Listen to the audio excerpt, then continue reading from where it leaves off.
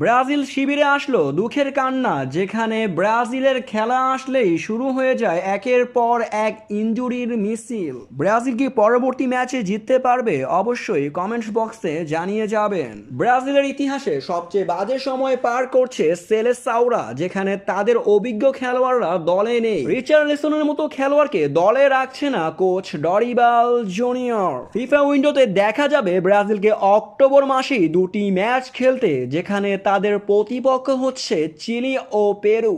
এই দুই ম্যাচের জন্য ইতিমধ্যেই ব্রাজিলের স্কোয়াড ঘোষণা করে দিয়েছে কোচ।